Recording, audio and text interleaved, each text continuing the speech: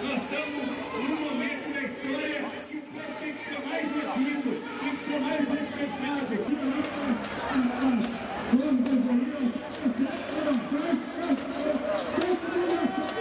Que diz que é democrático, que diz que tem justiça. Justiça igual para todos não existe. O pobre não existe justiça. O pobre é uma sacrata. Nunca tivemos uma prática de se pensar políticas habitacionais, não seria diferente nesse momento, tá? Onde o Estado diminui ainda mais o seu papel enquanto gestor da coletividade, que a moradia ia ser um elemento ainda mais deixado de lado. Tá? Então as ocupações urbanas surgem exatamente mostrando essa deficiência, a necessidade de ser atendido, porque essas pessoas querem ter acesso a essa cidade. Resistir e morar, porque a gente precisa de moradia, porque lero de minha casa, minha vida, não cai nessa não que não tem não, porque esse governo não tem feito nada e nem vai fazer. Agora o povo unido faz, andamos 30 quilômetros, e se precisar ir até Brasília, nós vamos, porque o povo é de luta, não é?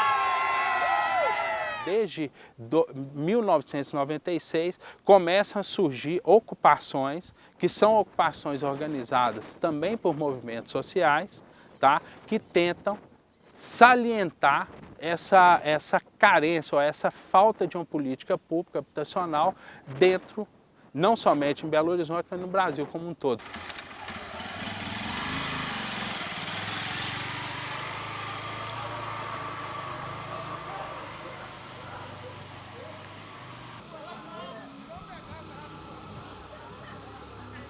No início da cidade não foi pensado, por exemplo, quando foi construída a cidade de Belo Horizonte, não foi pensado um lugar para que os operários que construíram essa cidade pudessem morar. Então nós já temos, por exemplo, uma das primeiras ocupações que vai acontecer é no bairro Floresta. O bairro Floresta foi o primeiro que a gente considera a primeira favela da cidade. Hoje, em Belo Horizonte e na região metropolitana, nos últimos 8 anos, cerca de 25 mil famílias, em torno de 100 mil pessoas, não suportando mais a pesadíssima cruz do aluguel, foram para ocupações. Então existe mais de 30 ocupações organizadas. Ocupação Camilo Torres, ocupação Irmã Dorothy, ocupação Eliana Silva, ocupação Corumbiara, ocupação Nelson Mandela, a ocupação Paulo Freire, ocupação Dandara, aqui na região do Isidoro, essas 3 ocupações com cerca de 8 mil famílias, ocupação William Rosa, ocupação Guarani Caiová, ocupação Dom Tomás Balduino, ocupação Chequiná, ocupação Nova Canaã, e só para citar umas 15 aí, acho que citei, mas tem mais de 30. Podem me prender, podem me bater, podem até deixar de ser, que eu não mudo de opinião. Daqui do morro eu não saio, não. Daqui do morro eu não saio,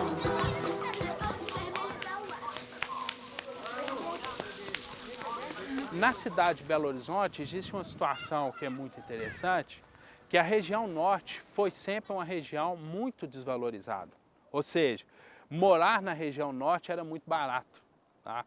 E desde que houve, por parte de várias ações do poder público, especialmente o poder público estadual, no sentido de construir equipamentos na região norte da cidade, começou-se um processo de valorização imobiliária daquela região.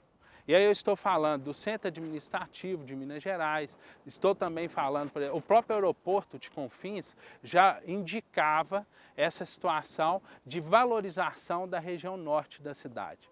Os pobres que antes moravam na região leste, na região sul, na região centro-sul e que foram sendo expulsos para a região norte, começaram a ter dificuldades de pagar aluguel. Tá? Eu pagava um aluguel de R$200 num barraco na região norte, no bairro Baronesa, por exemplo, que é vizinho, é um bairro vizinho das ocupações de Isidora. De uma hora para outra eu comecei a pagar R$1.000, R$1.200. E ao mesmo tempo que eu pagava isso, eu vi um terreno vazio, próximo à minha casa, um grande terreno vazio, próximo à minha casa, onde não acontecia nada. Abominamos também essa supremacia do capital da pobreza. Se eu tiro você do seu espaço, eu estou invadindo o seu espaço, né? Agora, se eu ocupo um espaço que está ocioso e por isso está violando a Constituição, eu estou ocupando esse espaço para dar uma destinação social para ele. E aí é muito interessante como, por exemplo, quando os Estados Unidos invadiu o Iraque, né, porque lá tinha iraquianos, então foi uma invasão, aí os meios de comunicação muitas vezes, a ocupação norte-americana no Iraque. E quando o povo pobre ocupa um imóvel abandonado, vazio, aí é invasão, né? Há uma inversão conceitual.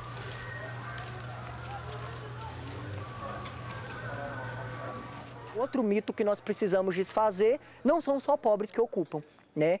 Muitos imóveis em Belo Horizonte são ocupados irregularmente por grandes empresas, por grandes faculdades, né, de ensino, por grandes supermercados. Nós podemos citar uma lista um leque de exemplos de ocupações irregulares, como por exemplo o bairro Belvedere 3, quase todo, né, que foi produto de inúmeras ilegalidades que ocorreram ali e que depois foram regularizadas, né. Essas ocupações horizontais que se dão em lotes, os moradores acabam se envolvendo muito mais com aquilo que está sendo construído, porque ele vai construir a própria casa. Então a relação com aquele território começa a ser uma relação quase visceral, diferente de quando eu vou ocupar um prédio que está desocupado. Nessa ocupação de um prédio, eu não construí aquele espaço. Nessas ocupações, os moradores construíram o seu espaço. São todas ocupações autoproduzidas.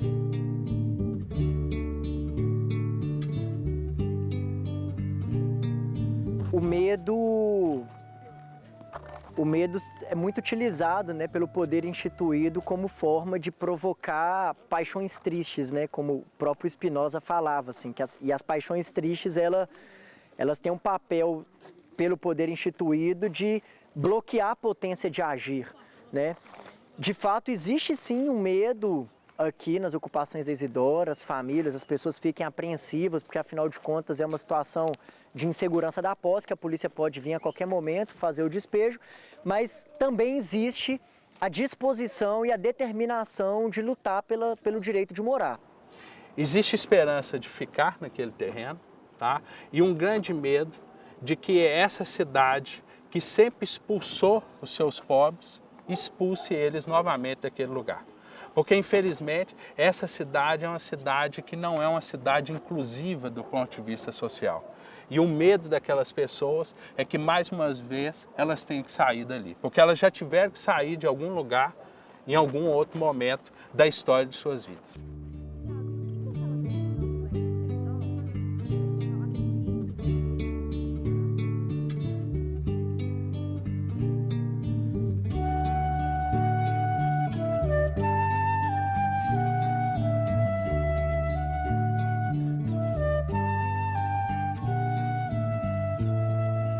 Pensem nas crianças mudas telepáticas.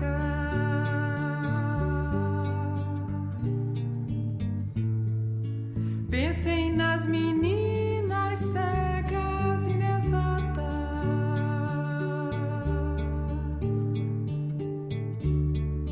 Pensem nas mulheres rotas alteradas.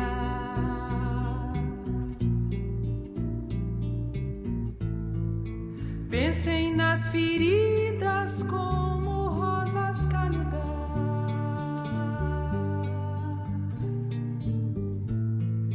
Mas ó, não se esqueça